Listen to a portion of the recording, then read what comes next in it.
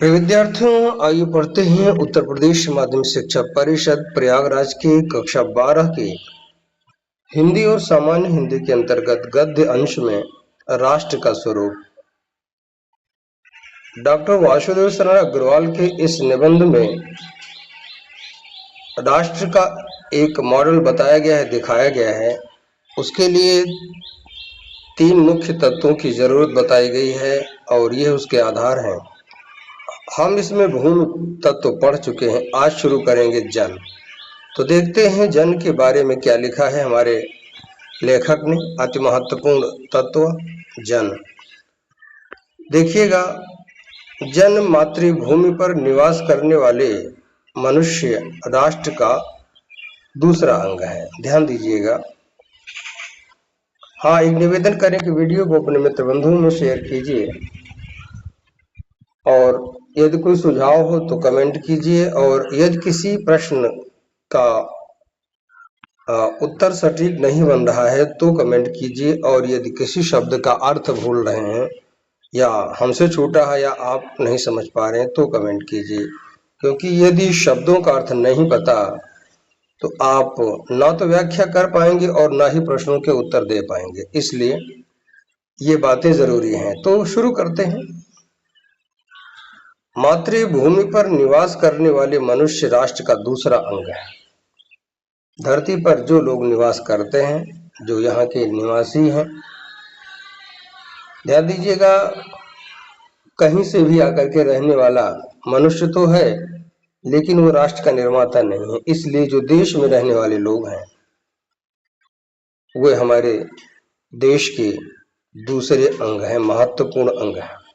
क्योंकि यदि लोग नहीं होंगे तो धरती अकेले देश का निर्माण नहीं कर सकते। इसलिए मातृभूमि पर निवास करने वाले मनुष्य राष्ट्र का दूसरा अंग है। अब समझने वाली बात यह है कि यदि देश का अंग किसी कारणवश दूषित हो जाए, किसी कारणवश उसमें दोष आ जाए, दुर्गुण आ जाए, तो देश उतने अंश में कमजोर हो जाता है। इसलिए जब हम मनुष्य सही होंगे, हर प्रकार से हमारे अंदर मानवता होगी, तो हमारा राष्ट्र मजबूत होगा और विकास की ऊंचाइयां छूता रहेगा। और यदि हम लड़खड़ा गए तो देश तो अपने आप में लड़खड़ा ही जाएगा। पृथ्वी हो और मनुष्य ना हो तो राष्ट्र की कल्पना असंभव है। धरती हो लेकिन उस पर रहने वाले लोग ना हो। ध्यान दीजिए, यहाँ मनुष्य कहने का तात्पर्य मानव से है, जिसमें मानवता हो, क्योंकि अधिक संख्या को भीड़ कहा जाता है। भीड़ मानवता का रूप नहीं ले सकती। ध्यान दीजिएगा। तो यदि लोग नहीं होंगे, एक सभ्य नागरिक नहीं होंगे, तो देश की कल्पना असंभव है। नागरिकों का होना जरूरी है और वो भी सभ्य होना जरूरी है। पृथ्वी और जन दोनों के सम्मिलन से ही, जब दोनों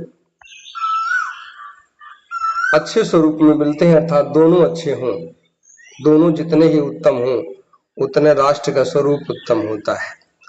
तो पृथ्वी और जन के सम्मिलन यानी कि योग से ही राष्ट्र का रूप संपादित होता है। ध्यान रहे, जब 3 तत्व हैं तभी 2 तत्वों की चर्चा चल रही है ना इस समय। तीसरा तत्व भी जरूरी होगा, तीनों की आवश्यकता होगी, लेकिन अभी एक एक तत्व की चर्चा हो रही है। तो इन दोनों के मिलने से राष्ट्र का स्वरूप संपादित होता है, अर्थात तैयार होता है। संपूर्ण नहीं होता, संपूर्ण तब होगा जब संस्कृति जुड़ेगी। ध्यान रखिएगा। जन के कारण ही पृथ्वी मातृभूमि की संज्ञा प्राप्त करती है। अगर लोग न होते तो धरती को मातृभूमि कौन कहता, पृथ्वी को धरती माता कौन कहेगा। इसलिए माँ की सार्थकता तभी है जब उसे माँ कहने वाले लोग हों। ध्यान दीजिए, लेकिन बेटे ऐसे ना हो कि माँ को रुला दें। इसलिए यदि हम पुत्र हैं या पुत्रियां हैं, बेटे या बेटियां, ऐसे नहीं होने चाहिए जो माँ को रुला दें, यानी मातृभूमि को तकलीफ दें। इसलिए कहने का तात्पर्य यह है कि चाहे स्त्री हो चाहे पुरुष हो, सब में श्रेष्ठ गुणों की स्थिति आवश्यक है। जन के कारण ही पृथ्वी मातृभूमि की संज्ञा प्राप्त करती है, अर्थात तभी वो मातृभूमि का नाम पाती है। संज्ञा माने नाम। पृथ्वी माता है और जन सच्चे अर्थों में पृथ्वी का पुत्र है। धरती माँ है और वास्तव में लोग, स्त्री और पुरुष सभी लोग, वैसे यहाँ सांकेतिक रूप में बात की गई है, उसके पुत्र हैं, अर्थात संतानें ही पुत्रियां हैं। अथर्ववेद में पंक्ति आई है, माता भूमि पुत्रो अहम पृथिव्याः। ये भूमि माता है और मैं उसका पुत्र हूँ। पुत्रो अहम पुत्री अहम पृथिव्याः, ये पंक्ति मैं अपने तरफ से जोड़ दूंगा, क्योंकि हम उसकी बेटी हैं, हम उसके बेटे हैं।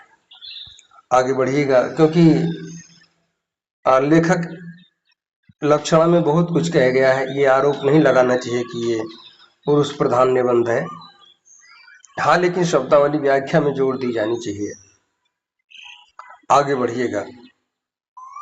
जन के हृदय में इस सूत्र का अनुभव ही राष्ट्रीयता की कुंजी है। जब तक हम धरती को अपनी माँ के समान सम्मान नहीं देंगे, उससे हम दिल से नहीं जुड़ेंगे, तब तक हमारी राष्ट्रीयता उत्पन्न नहीं होगी, जागृत नहीं होगी। इसलिए लोगों के हृदय में धरती को माँ समझने का अनुभव ही देशभक्ति का आधार है, कुंजी है, अर्थात मूल तत्व है। इस भावना से राष्ट्र निर्माण के अंकुर उत्पन्न होते हैं। इसी भावना से देश निर्माण के नए नए कल्ले उत्पन्न होते हैं, जो एक विशाल राष्ट्र का निर्माण करते हैं। ये भाव जब सशक्त रूप से जागता है, अर्थात हृदय से मजबूती से निकलता है, तब राष्ट्र निर्माण के स्वर वायुमंडल में भरने लगते हैं।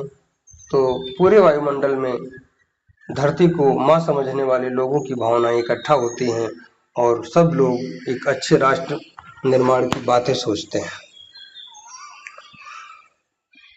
इस भाव के द्वारा ही मनुष्य पृथ्वी के साथ अपने सच्चे संबंध को प्राप्त करते हैं। वास्तव में और तमाम रिश्ते हो सकते हैं, लेकिन एक सबसे सच्चा और मजबूत रिश्ता माँ और बेटे का है, माँ और बेटी का है।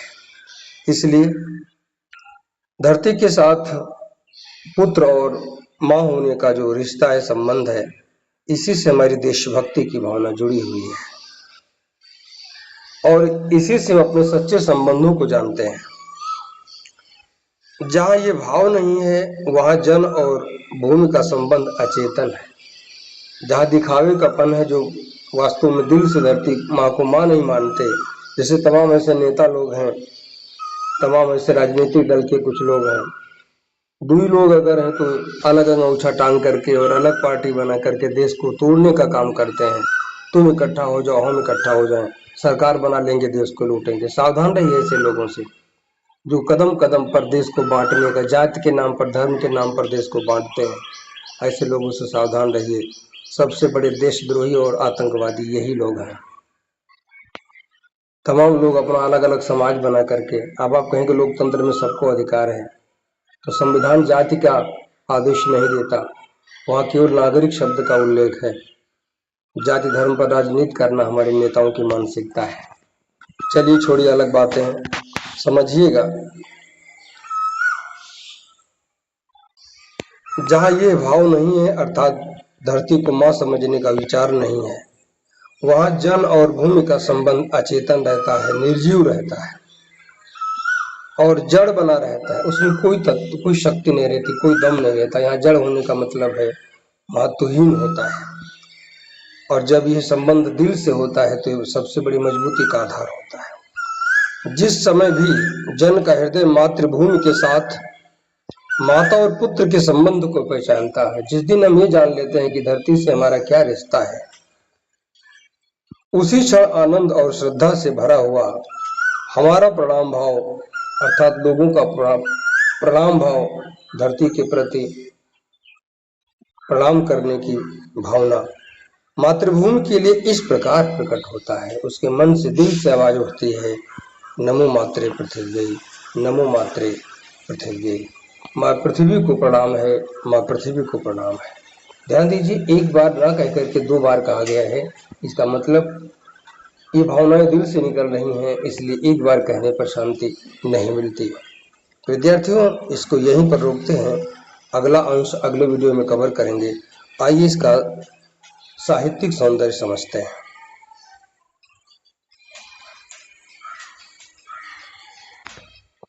धरती और उस पर रहने वाले लोगों के रिश्तों को बड़ी गहराई से व्यक्त किया गया है। भाषा शुद्ध, परिमार्जित, खड़ी बोली,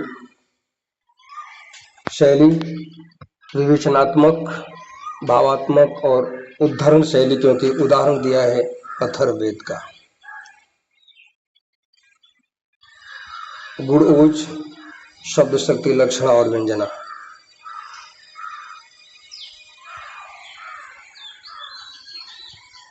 विद्यार्थियों, परीक्षा में छोटे छोटे प्रश्न बनाए जाते हैं और उनसे कहा जाता है कि इस रेखांकित अंश की व्याख्या कीजिए। तो मेरा मानना यह है कि इस तरीके से समझ जाएंगे तो आप रेखांकित अंश की व्याख्या कर ले जाएंगे। तो उसकी अपेक्षा ना करें, क्योंकि वो शैली गाइड की शैली है। हम आपको संपूर्ण रूप से इसे समझाने का प्रयास करते हैं, क्योंकि मुझे लगता है जब आपके हाथ में सागर आ जाएगा तो एक गिलास पानी के लिए आप नहीं तरसेंगे। तो आज यहीं तक।